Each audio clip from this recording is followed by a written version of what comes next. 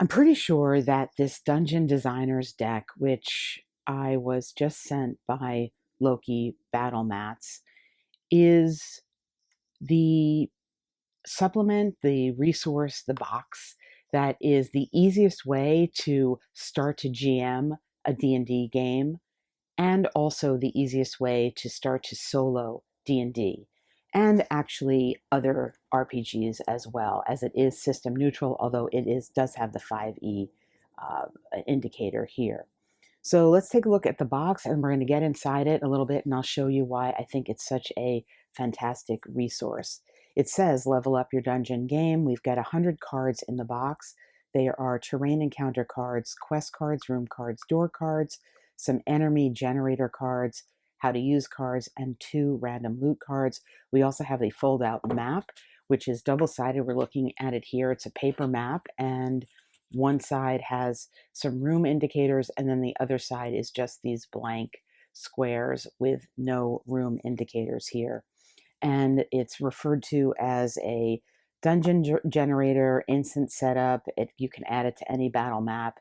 There are 200 plus encounters. It says it's great for solo RPG play, and it has a quick start, ready to play rooms and quests. It has a reference book, and we'll talk about the components. I'm not going to show you every component. Here's the other side of the map you could see without the room indicators. I'm not going to show you everything because part of it is the concept of unfolding it as you play, especially for solo play. For aspiring GMs, I think this is fantastic way to get going and honestly just bring this to the table. Some confidence and some D&D books to the table, and you can become a GM sort of as you go. So the main part of this are these 100 cards. They are not poker size. They're like oversized poker size, so you can't really sleeve them without a custom sleeve. And I'm not sure you would want to, because the purpose of these, as you can see, this one's stuck in the box here, is they are keyed to this map. So they fit with the map. You can lay them down on the map and as such create an instant room, and might as well just take a look at that one in a moment.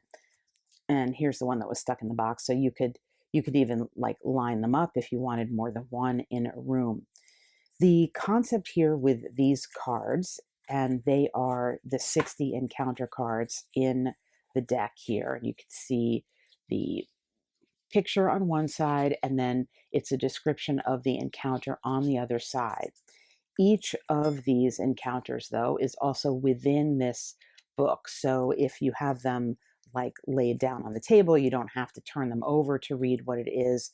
There is a number on the card, so that's card number 3, and you can refer to what the card is there. Each of the descriptions within here gives you a d6 roll to get the specific encounter that is going to be referenced on the card. So it's not just one encounter per card. So an obvious easy way to use this material is just to sort of throw down a card, or have your players choose a card and then refer to the book, and that becomes what that room is or what the encounter is. But as mentioned, there are also specific room cards here. I think it said there were 10 of them. So you could choose one of these room cards, and it will give you the setting for the room. So it will allow you to have a specific environment for the room. And we'll just take a look at this one. Again, I don't want to give away too much of what is in here. But if we pulled this as the room card, it would be a great hall, and it would suggest to you how to build this room with some of the numbered cards that are in this larger deck here to create a dining table, a tavern corner, a throne, and a barrel stack. And again, with these cards, each of them is going to have a d6 table to roll on. So there'll be some variability here. And you will indicate if you're going to have clues to what's going on here. There's a certain type of investigation check that you might do. You could, if you wanted it to be social as opposed to enemy, you could replace the enemy encounters that you generate with different encounters that are social in nature. And then there's a suggestion for a final encounter. So the rooms themselves would give you more of a structure for what is in there for your players to come in without you having to do anything more than pull those specific cards and then roll on the D6 table on each card to see what actually happens. So let's just stick with this as an example. We have this down here. Our players are entering this room or they're in this room. We don't need to turn the card over. We could just refer to the book here after we remember the number of that card.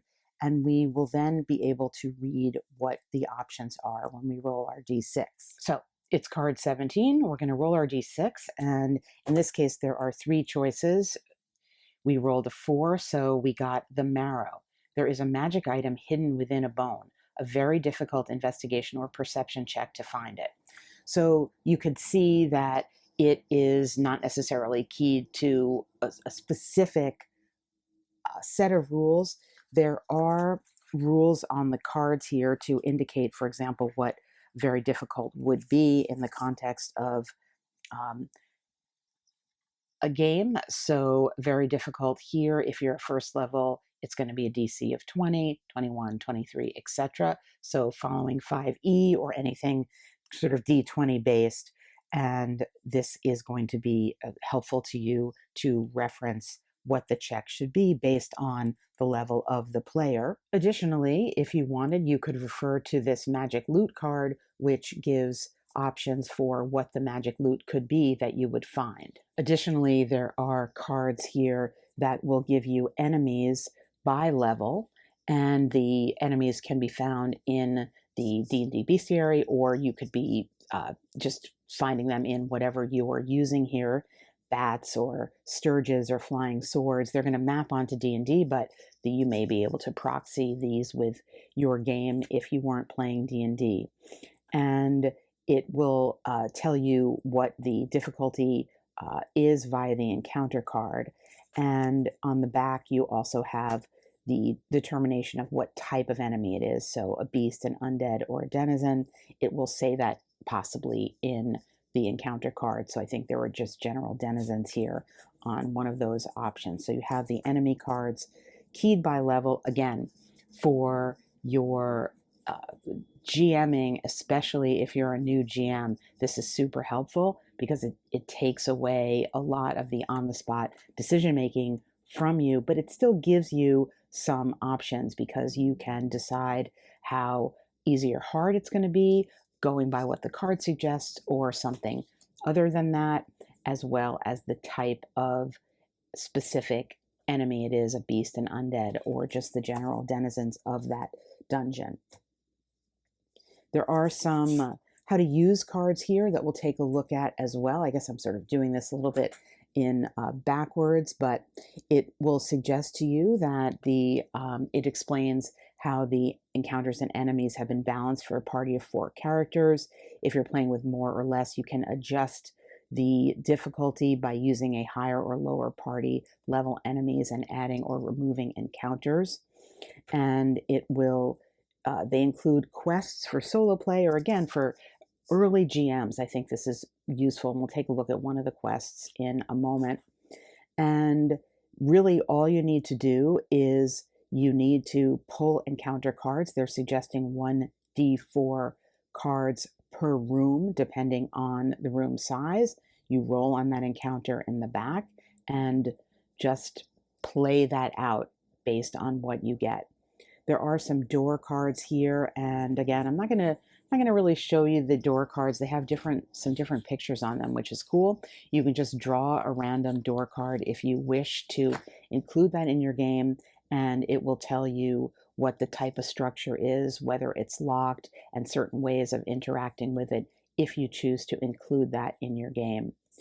And the quest cards we will see here are included as well if you're looking for that.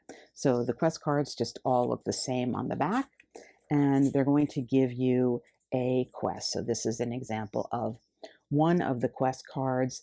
The Alchemist. A famous guild alchemist has hired the characters to travel to a remote dungeon to collect valuable ingredients stolen from one of their shipments. You have the mission here. You need 2d4 plus 4 of their ingredients recovered from the dungeon. There's a backstory, clues. It tells you how big the dungeon should be and where the final encounter is going to take place thematically. So this is going to be in the arcane study, and then some difficult rules. So working and suggestion of what the rewards could be. So again, you could see as a either for solo play, you've got your whole thing mapped out there, or as a beginning GM, if you want to just basically have this box and an understanding of the rules themselves, you have it all here for you, because you have the story of the quest, the mission, the backstory, what's happening, what the clues when they are uncovered, which may come from the encounter cards, how that should progress your characters, and then overall the outcomes that you're looking for, what the final encounter will be, where the final encounter will be, and the rewards that the party will get. So overall, in this pretty small box, there is everything you need as a sort of fresh GM. Your confidence with the rules of D&D, even just the sort of what I would consider top level rules that are necessary, as well as a map, the encounters, the loot. You don't really need anything else to get going except a willingness to try.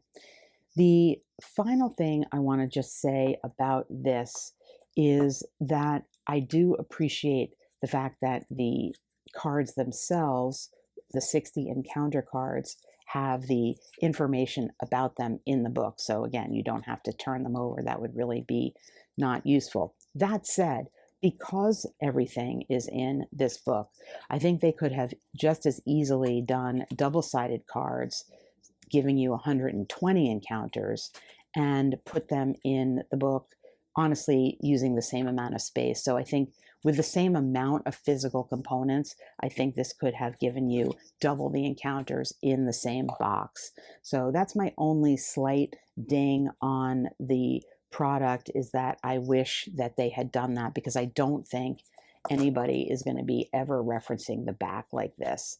Now you could say, well, it's easier to plan it out, as a looking through it, but I think again that could be done just with the book. So I think, with 60 encounters, there could have been 120, but 60 encounters, it's still a lot. The addition of the quests, the rooms, and the cards, as well as the reference things with the enemies, I mean, these could be useful really for any other type of game situation, especially playing solo. It's always a chore on some level to match the enemies you're going to get with the party level you have, especially if you're playing with, say, fewer than 4 characters, and you have this easy reference here. So that's a look inside the Dungeon Designer's deck from Loki Battle Mats. It is a fantastic resource, I think, for certainly solo play and fresh GMs who want to just get some practice, get to the table really easily without having to spend tons of hours in prep. If you can think on your feet a little bit to build out a story with the prompts and things you get here, you have enough of a framework to get going.